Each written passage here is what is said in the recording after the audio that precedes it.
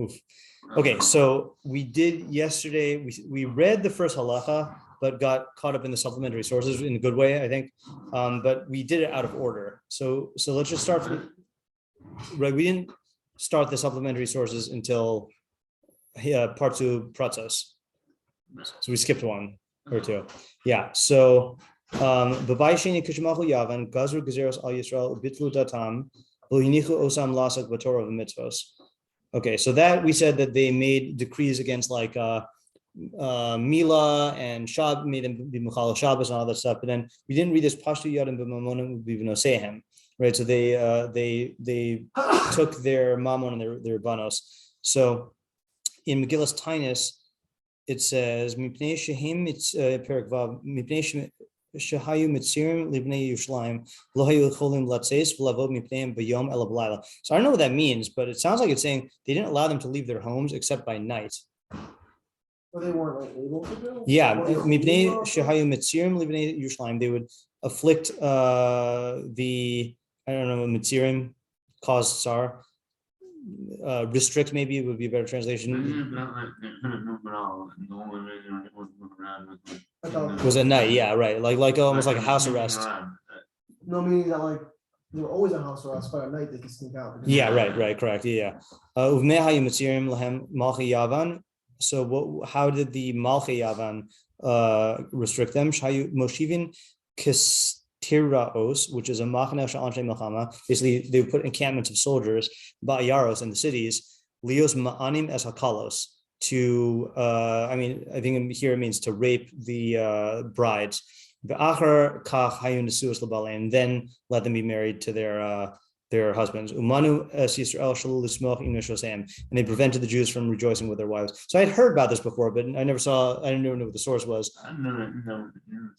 Yeah, right. So it's even more in Ksubos. It says my takanah.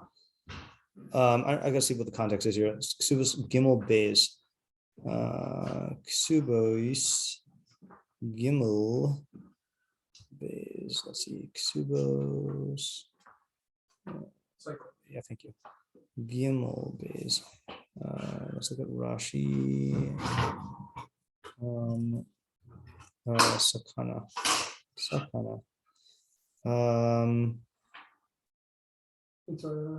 My sakana. Yeah, but where's this reference to? I'm just gonna cheat and use this. My sakana. Actually, mahi osa sakana shahus kara. Okay, that didn't help. What's the sakana that was mentioned? Ilemet amri besula hanises liom revi tehareg nagu lagamri. Okay, I don't know what the context of this is. Let's just cheat even more.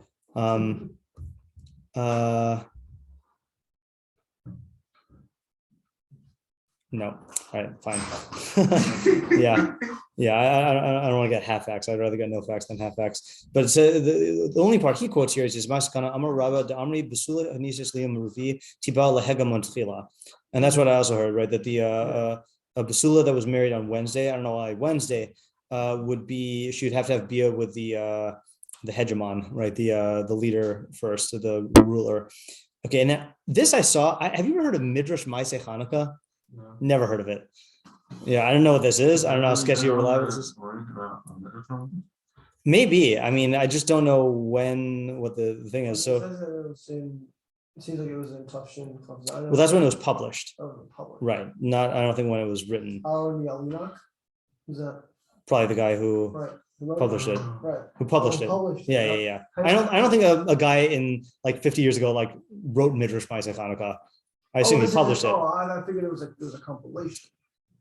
It could be, but I don't know. Yeah, I just don't think anyone nowadays calls their. I did. I couldn't find anything. I did look it up perfunctorily. I'll ask people who know later on. Amdu v'gazru. So let's just see if I don't know if this is reliable. Amdu v'gazru. They arose and they decreed. Kol ben Yisrael she'oselo b'riach misager miskar lepisko yidaker b'cherev. So any Jew who makes a bolt or a lock, a latch on his door will be pierced with a sword.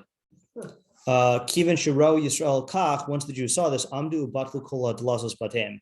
Then they went and they like just took off all their doors. Bishvil Ganavim, Velistim, Prita Yavanim, because of the thieves and robbers and Prete Greeks. They didn't see have any sleep by day or by night.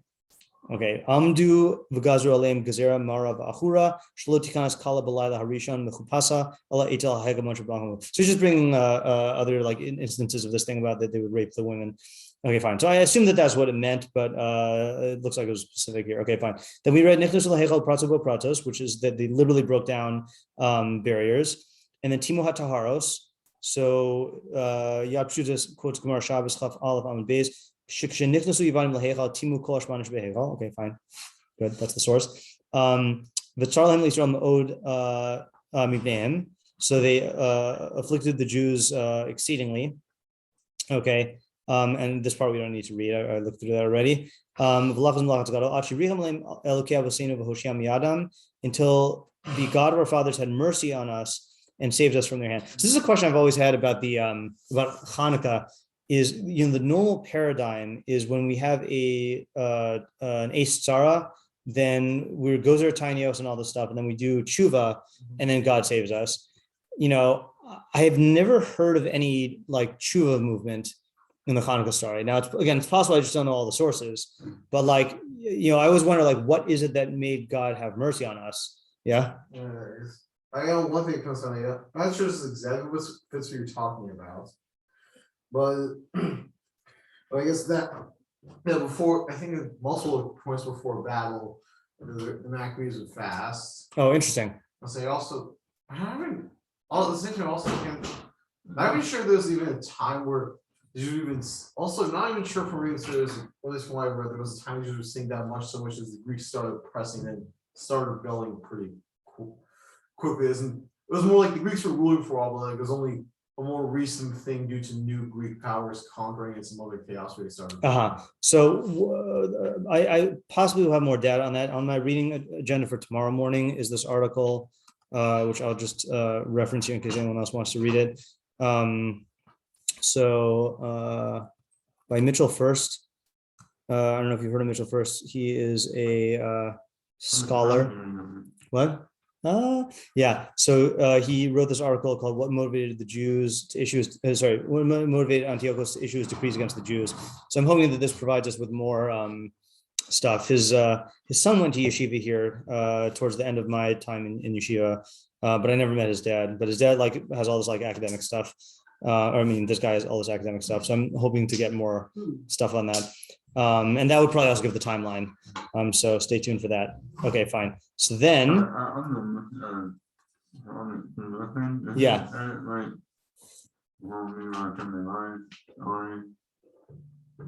Is the what story?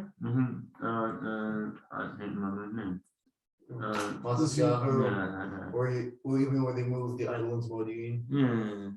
Yes, I heard glimmers of these stories. I never know which ones are real, apocryphal. Yeah.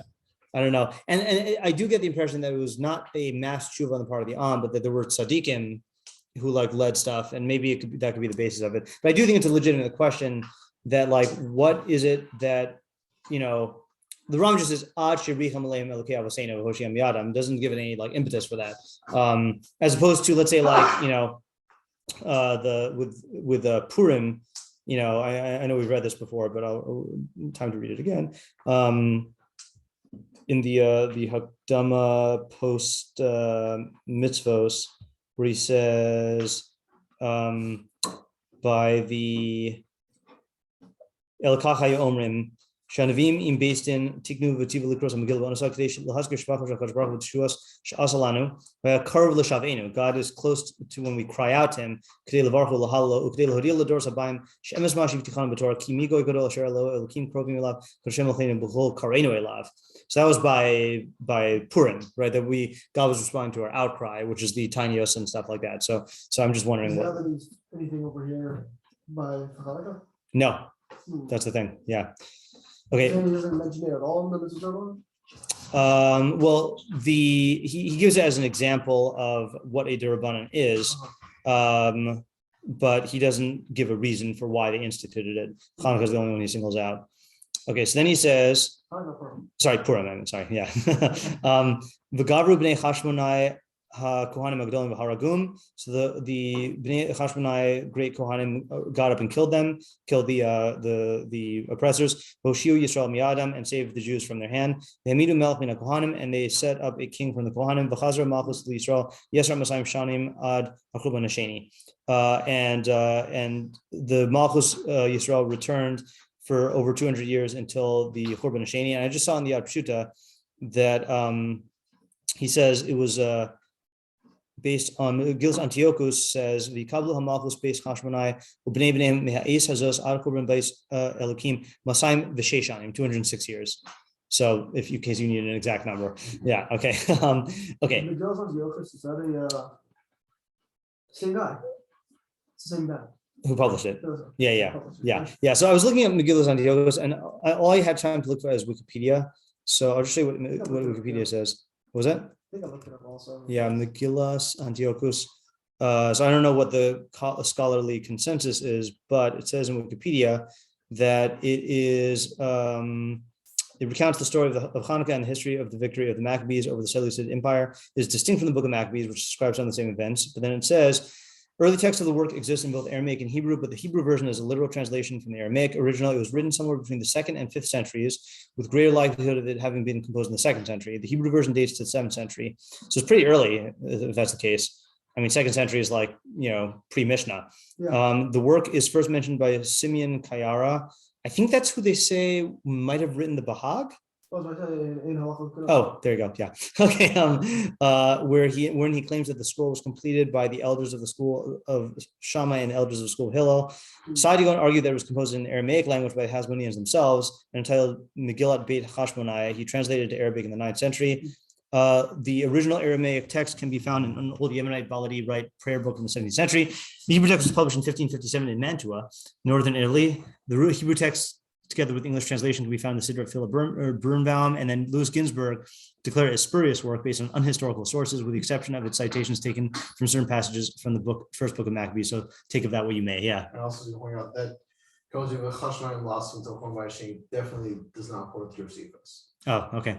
Which I also don't know how reliable that is. I don't know. I don't know about any of these things. What we take of them. Okay. Anyway, back to our narrative here. All right. So now we let's go onward. Ukeshagavru. We didn't read this yesterday. But Ukeshagavru Yisrael al oivehem v'ibdum. When the Israel overpowered its enemies and destroyed them, it was on the 25th of the month of Kislev. They went into the Heichal. They only found one jug of pure oil. They only had enough to light for one day. Now this always confuses me. Neros hama'aracha shmona yamin. They lit from it the candles of the ma'aracha, the arrangement, the candelabrum. I don't know. Ma'aracha is like the. I'm not exactly sure why I use that term. Until they crushed oils and produced pure oil. Let me just see if the Makbili says why he uses that phrase. Like, I assume it's talking about the menorah. Right, but why doesn't he say that? Chatzos Kachecha? Yeah. That was what you were saying. Your theory? No, why? No, it uprooted my theory. Oh, uprooted your theory. Oh, Neros Hamaracha. See, he says it's menorah mikdash, but because Shlomo made 10 more. Oh, but is that what they needed? No, I never heard anything about that. Yeah, I know. Yeah, it was enough to light all 11 menorahs. Yeah, that seems funny. Oh, speaking of which, I came across this thing. Oh, actually, hold on. Let's read the about the actual takanah of Hanukkah. Because of this, so the Yad Peshutah is of the opinion, which is how I read it also, that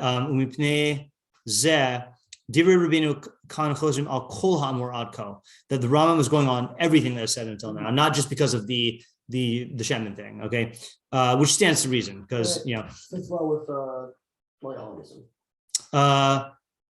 Not necessarily the Rambam's on Nissan, right? Because the Rambam does not mention the Neros. That's what I'm saying. Oh yeah, no. If he was going to Dafka on the Neros, then it wouldn't make sense. Oh, correct. Yeah, right. Right. I thought I was saying that Yeah. we should put it in. Yeah. All right. And he should say this like right after the war thing. I mean, also a door. So the chachamim in that generation decree or enacted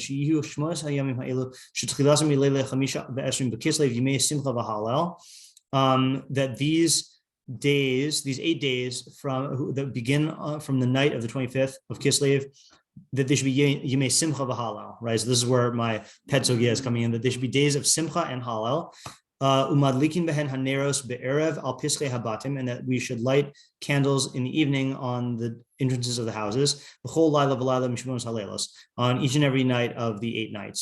V'yamim elu hinan dikraim Chanukah, and these days are called Hanukkah. Vehin asurim b'sefet v'tanis k'mei Purim. They're prohibited in eulogizing and fasting like the days of Purim.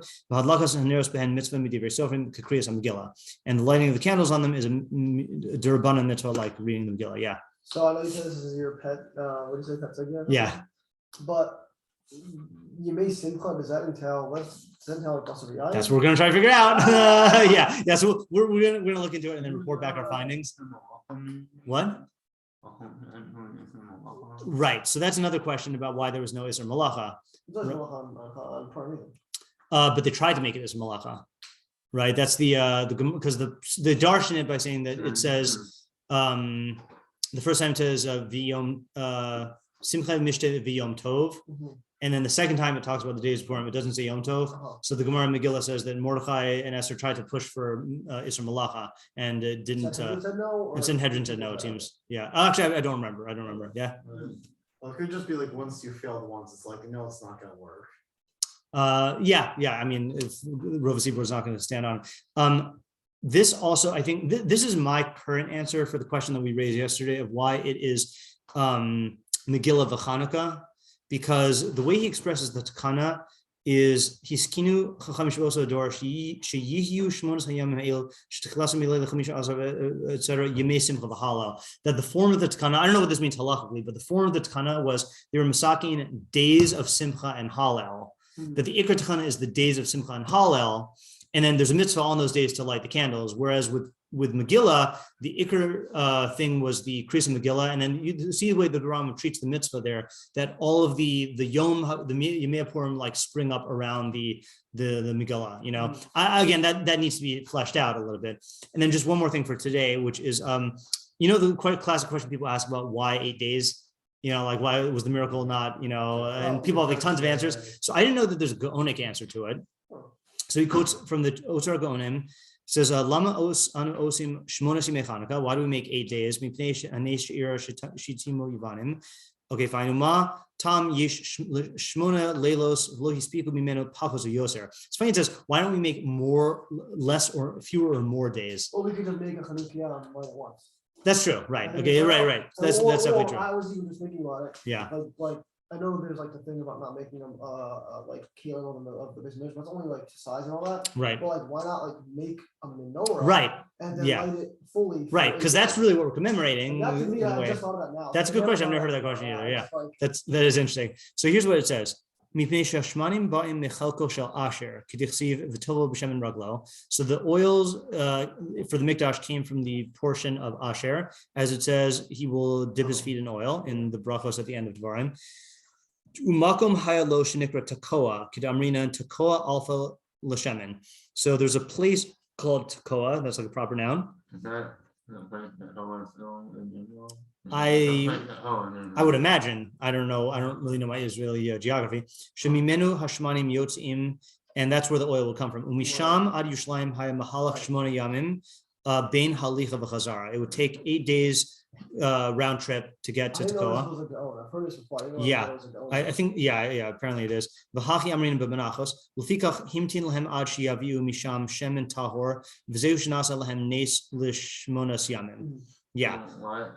That explains 8 days. That doesn't explain like how we light it. Right. It doesn't explain why they set up the mitzvah that way. I think he's saying, yeah. Also, it's interesting because I was having this debate with someone recently, but I mean, especially from my recollection of like the bar, but also from the Rambam and probably others. Yeah.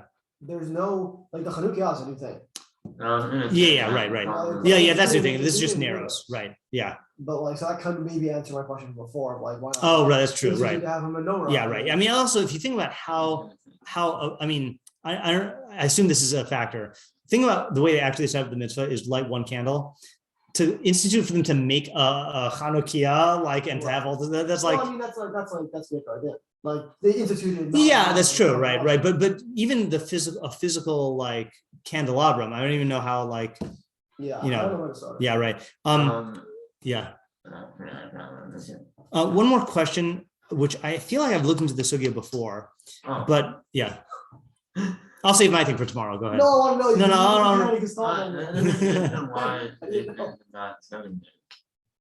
Yeah, that's the question. The Corona question.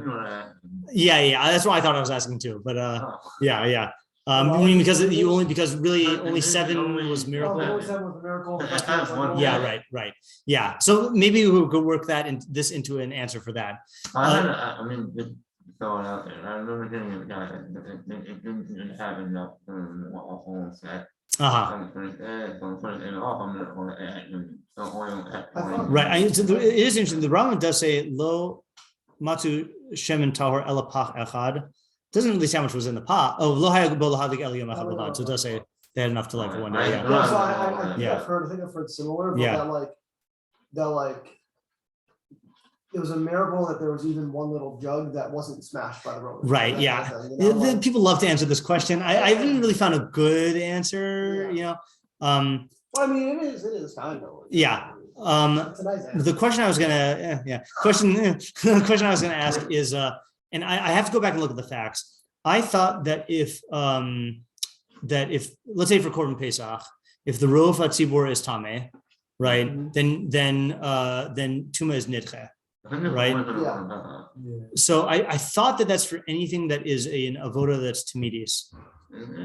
I thought so, but I have to look into that.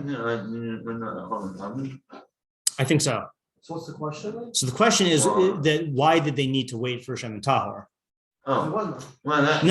You can use Shem and Tameh, I'm saying. Oh, no, I don't think it was a din. I thought it was a din in Zachnus. Zachnus? Not. What? I mean, he says the word tahor, right? I mean, so where's this idea of Shemon's eyes? I heard so much about that growing up. I mean, he was stabbed with the Kohen Gadol's thing and like. Right. Well, that's for Tum and Tahor, I thought. I thought that was a deal in the oil had to be like quality, like the first drop. Oh yeah. All right. So maybe we should look into that issue. Yeah.